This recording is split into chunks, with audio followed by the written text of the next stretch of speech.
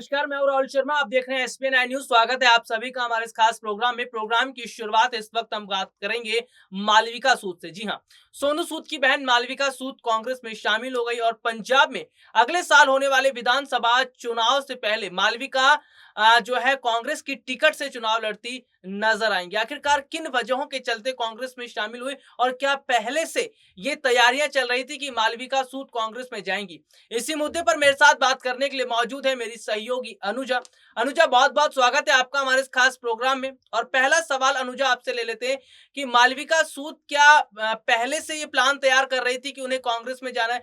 हालांकि आम आदमी पार्टी की तरफ भी नजदीकियां बढ़ रही थी, लेकिन काफी हद तक अब देखा जाए कि कांग्रेस की स्थिति पंजाब में बहुत अच्छी है, बहुत मजबूत है और राष्ट्रीय स्तर पर कांग्रेस मजबूत होती नजर आ रही है। तो क्या इसी को देखते हुए मालविका सूद ने फैसला किया कि कांग्रेस का दामन थामा जाएगा और कांग्रेस के टिकट पर वो चुनाव लड़ेंगी? देखिए, मैं मालविका सूद की अगर बात करूँ तो राजनीति में वो पहली बार जो है वो एंट्री कर रही हैं और पंजाब जो है वो ऐसा राज्य है जहाँ पर कांग्रेस की सरकार अभी सत्ता में है।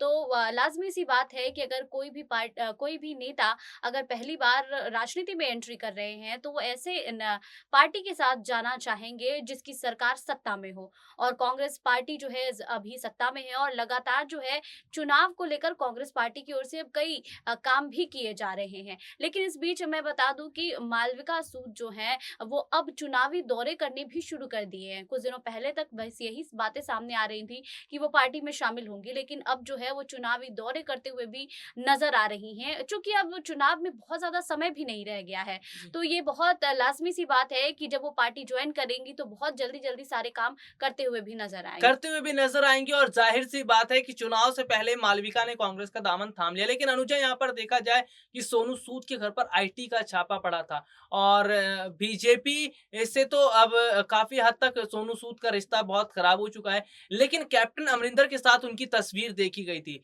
जिस पर ये सवाल खड़े किए जा रहे थे कि क्या मालविका सूद कैप्टन के साथ मिल सकती हैं। लेकिन ये भी खबर पूरी तरह से गलत ही निकली। हालांकि तस्वीर दिखाई दी थी सोनू सूद की कैप्टन अमरिंदर के साथ, लेकिन कैप्टन का दामन नहीं थामा। क्या इसीलिए क्योंकि कैप्टन की राजनीतिक पार्टी जो नई बनाए पार्टी उन्होंने, उनको बीजेपी सपोर्ट कर रही है और सोनू सूद वैसे ही बीजेपी से नाराज चल रहे हैं क्योंकि आईटी का छापा पड़ना और लॉकडाउन के समय सबने देखा कि सोनू सूद किस तरह लोगों के मसीहा बनते नजर आए, लोगों की कितनी मदद की, बाकायदा अपने खर्चे पर उन्होंने लोगों को उनके घरों पर भेजा। उसके बावजूद सोनू सूद के साथ ऐसा होना, क्या ये वजह बताता है कि वो बीजेपी से नाराज चल रहे हैं? इसलिए कैप्टन के साथ तस्वीर तो थी, लेकिन कैप्टन के साथ गई नहीं मालविका और कांग्रेस का दामन थामा। देखिए, मैं अगर सोनू सूद की बात करूँ तो हाँ, जी हाँ, आईडी का जो है वो छापा पड़ा था और उस वजह से वो काफ़ी जो है वो बीजेपी से नाराज़ भी नज़र आ रहे थे। लेकिन यहाँ पर अगर मैं कैप्टन अमरिंदर की बात करूँ तो कैप्टन अमरिंदर सिंह ने कांग्रेस का दामन छोड़कर अब नई पार्टी बना ली है और इस पार्टी की अभी तक जो है वो कह सकते हैं कि नींव तो डल चुकी है, लेकिन कौन से नेता इस पार्टी से जुड़ रहे हैं, इसका ऐलान अभी नहीं किया गया है। और कैप्टन खुद जो है इस पार्टी को मजबूती देने के लिए कोशिश कर रहे हैं कि कांग्रेस के जो नाराज नेता हैं उनको इस पार्टी में शामिल कर लिया जाए। तो और जब उन्होंने ये ऐलान किया था कि वो अपनी एक नई पार्टी बनाएँगे और हो सकता है कि उसका गठबंधन बीजेपी से करेंगे, तो कह सकते हैं कि सोनू सूद वैसे भी बीजेपी से काफ़ी नाराज़ चल रहे थे और ज़ाहिर-सी बात है जब कैप्टन अमरिंदर गठबंधन की बात कर रहे हैं बीजेपी से और नई पार्टी बना रहे हैं जिसके जो उम्मीदवार हैं वो भी अभी शामिल नहीं हुए, नेता जो हैं वो भी अभी शामिल नहीं हुए, तो एक कह सकते हैं कि एक स्ट्रॉन्ग पार्टी जो है यहाँ पर वो दिखाई नहीं दिया सिद्धू को सॉरी सोनू सूद को। इस वजह से जो है उन्होंने कैप्टन के तरफ कांग्रेस की तरफ जाना जो है वो लाज़मी समझा और कांग्रेस में जी। अगर वो रहते हैं, उनकी बहन अगर कांग्रेस पार्टी में रहती है, तो कह सकते हैं कि इससे सोनू सूद को भी फ़ायदा मिलेगा और उनकी बहन को भी। उनकी बहन को भी फ़ायदा मिलेगा और अनुजा, एक सवाल यहाँ पर ये भी कर रहे हैं कि कांग्रेस युवाओं को मौका दे रही है। युवाओं को बड़े स्तर पर पार्टी में शामिल किया जा रहा है। अभी कई युवा चेहरों को पार्टी में शामिल किया गया। क्या युवा को देखते हुए ही कांग्रेस में मालविका सूद को बुलाया गया है? क्योंकि मालविका सूद बहुत बड़े हद तक वो अपनी चैरिटी चलाती हैं और काफ़ी हद तक उन्होंने लॉकडाउन के समय और वैसे भी लोगों की मदद की थी, गरीब बच्चों की मदद की थी, अनाथ लोगों की मदद की थी। तो क्या जो बैकग्राउंड है मालविका सूद का और जिस तरह वो युवा भी हैं, ऐसे में क्या इसी को देखते हुए युवाओं को अपने साथ जोड़ा जा रहा है कांग्रेस, और कांग्रेस जिस तरह मालविका को अपने साथ जोड़ रही है, इसका चुनाव पर कितना असर पड़ेगा? देखिए चुनाव पर जो है वो बहुत ज़्यादा असर पड़ने वाला है, क्योंकि अगर मैं बात करूं कांग्रेस पार्टी की, तो जो नई रणनीति के तहत काम किया जा रहा है कांग्रेस पार्टी में, उसमें कई युवा नेताओं को पार्टी में जो है वो शामिल किया जा रहा है।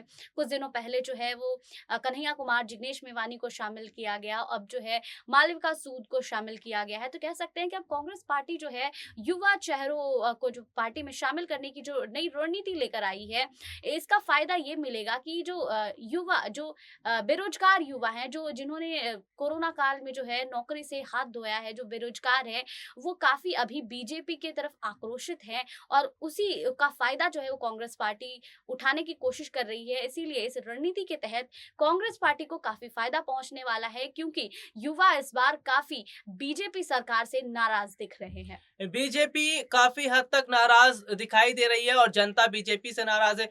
देखा जाए तो एक तरफ जहां बीजेपी ऑल इज वेल बताती नजर आ रही है, लेकिन देश के हालात इतने ठीक नहीं है। लेकिन यहाँ पर हम पंजाब की बात कर रहे हैं। अनुजा, पंजाब में अगले साल होने वाले विधानसभा चुनाव से पहले आम आदमी पार्टी और कांग्रेस के बीच टक्कर दिखती नजर आ रही है। बीजेपी का तो कोई नामो निशान नहीं है, वहां पर क्या कुछ स्थिति है वो अलग बात है। लेकिन जो पंजाब विधानसभा चुनाव है, क्या वहां पर अब की बार कांग्रेस बड़े अंतर से चुनाव जीतती नजर आएगी? क्योंकि मुख्यमंत्री बदला गया, कई बड़े फेरबदल किए गए। क्या चन्नी के मुख्यमंत्री रहते हुए पंजाब में शानदार वापसी एक बार फिर कांग्रेस की होगी?